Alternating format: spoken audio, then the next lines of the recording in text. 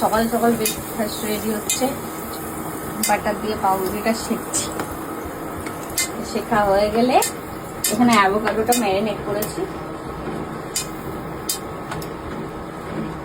এই যে অ্যাভোকাডো, এর মধ্যে ব্ল্যাক পেপার আর হালকা সল্ট দিয়েছি, দিয়ে ওটাকে ম্যারিনেট করেছি। তো আমি বাটার দিয়ে পাউরুটিটা সেঁকে নিয়েছি হালকা, এর মধ্যে অ্যাভোকাডোটা লাগিয়ে দেবো।